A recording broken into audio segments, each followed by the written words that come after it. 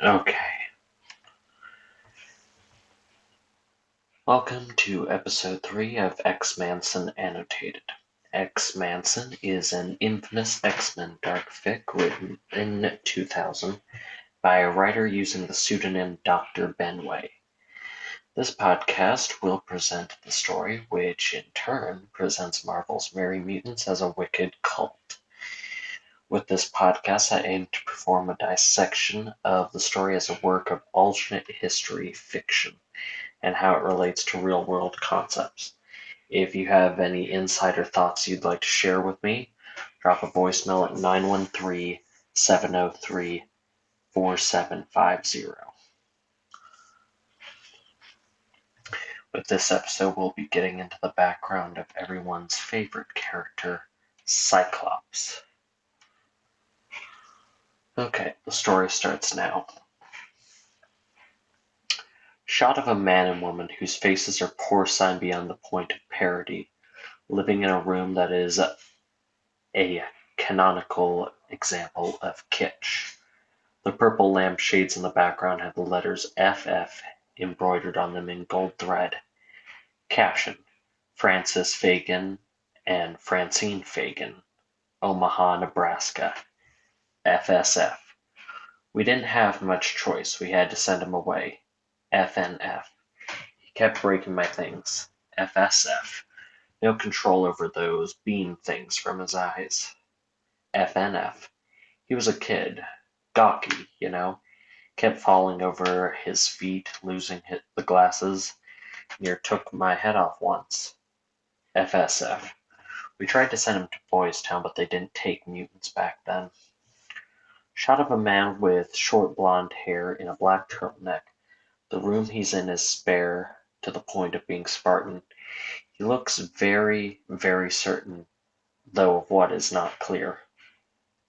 Caption: Alex Summers, clergyman, Fullerton, California. AS. What they mean is Boys Town wouldn't take him for free. Interviewer: I thought that the fee was nominal. AS. Yeah, it was. They stopped charging it altogether before Scott was sent away, but the Fagins couldn't be bothered to find that out. They sent him to the first place that wouldn't charge them anything. We weren't supposed to be separated. Interviewer: They were your foster parents. AS. Keepers. They were our keepers. They even called the place Boys Farm. They got $500 a month for every orphan boy they kept. We slept in what used to be their barn, all 12 of us, sleeping with our asses to the wall. Interviewer: You were sent there right after your parents were killed. AS. No, we were in the hospital recovering from the accident. When they sent us to the psychiatric hospital, then they sent us to a psychiatric hospital, then to a normal hospital. We got a lot of press. Not many kids lose their family when a fully loaded B-52 falls on the family car. The workers thought for sure we were going to get taken into by a foster family because it made such a good story. We went through 8 homes before they dumped us at the Lars. It seems orphans who were mutants weren't so popular. Shot: The Fagins. FNF. He was such a handsome young man except for those glasses. They made him look like a blind man. FSF. Too damn shy. Wouldn't say boo to goose. FNF. Not like the brother. FSF. Jesus, he was a handful. Shot: Alex Summers. AS. I did a lot of stupid things. I missed Scott. Interviewer: Did you talk at all? AS. I was allowed a 10-minute call a month. It was hard. Scott didn't say much. Sometimes it would take me half the call to get him to say anything. Interviewer: Was he happy there? AS. I didn't think so. Not at first. Not till he met Jean. Interviewer: Did you meet Jean? AS. No. Only ever saw a picture he sent me once in a letter. Interviewer: Did you try to visit the school? AS. I tried a couple of times. Kept getting into trouble. Did some time in juvie, did some hard time. Found meaning in my life through Scientology. It saved my life, but by then I'd lost touch with Scott. Integer, did you ever reach the school? AS, my work with the church was more important for a time. After that, he stopped answering my letters. I thought he'd abandoned me, so I didn't bother stopping there, even whenever I was working for the church in Manhattan. Okay, we're going to stop there. We're going to stop there for now. Okay, I do find it very interesting that Alex Summers is a Scientologist.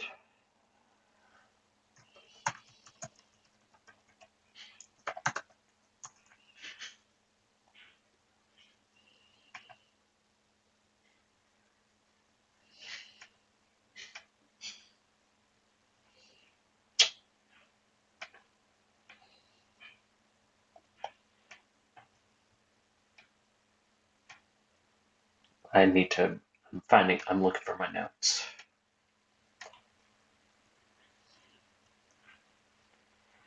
Okay, similar to Jean's parents, the Fagans have very short, terse answers to questions. And I find it creepy that I'm looking back at the story. FNF, Francine Fagin, refers to him as a handsome young man. I find that vaguely sinister.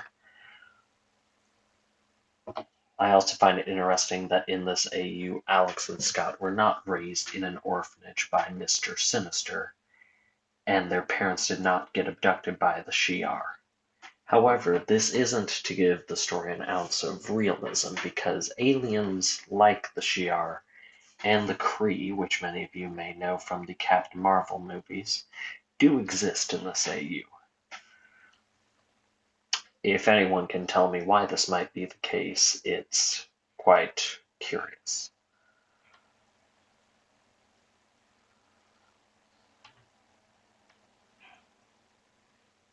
I do think that Alex is paralleling Sarah Gray here. The timeline shows a brief stint at a psychiatric hospital and then the boys' farm. I do not understand why a psychiatric hospital, although I can imagine having an airplane land on the family car would be psychologically distressing.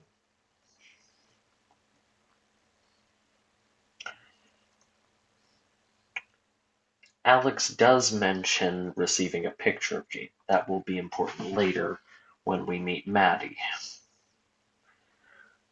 It's completely inconsequential, but I do find Scientologists having to be the funniest thing ever, and I don't know why.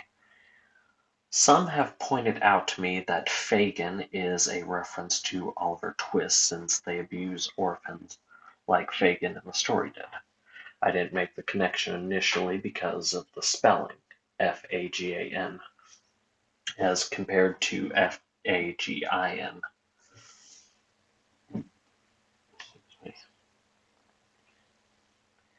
I do find it interesting that both Summers brothers did end up joining two different kinds of cult, though.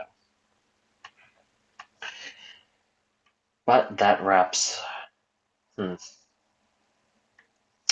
going to read the bit about Warren Worthington since it's so very short.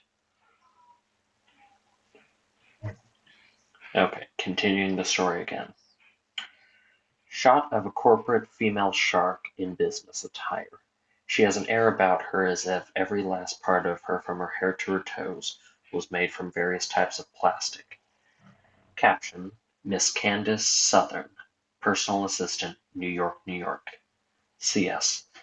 Mr. Worthington went to the school in Westchester after he left the Massachusetts Academy. His parents did not feel the academy was a suitable environment for her son after that Frost woman took over as headmaster. Mr. Worthington found the time he spent at the school for gifted youngsters to be most enlightening, exciting, and wonderful period in his life. He continued to support the school as a loyal alumnus. He believes that much of the media attention directed at the school was of a sensationalistic nature, and only in the last 2 years after the death of the professor did things begin to slide. Mr. Worthington regrets the events that occurred in those few years, but urges you to seek out other students, such as Henry McCoy, who had positive experiences during its early days. Interviewer: Did Mr. Worthington visit the school during those last few years? CS: This is all Mr. Worthington has to say. I find that curious, too. I find that real curious. Candace Southern, as many of you who are familiar with the Cerebro podcast, is a longtime love interest of Warren Worthington. In fact, they did a whole 4-hour podcast episode about her last October, I want to say, or the October before the last. I do find it curious that Warren's some manner of wealthy Republican shithead in this AU. It's unsurprising considering what we learn later in the story, with the connections to the Massachusetts Academy and other various characters of that ilk.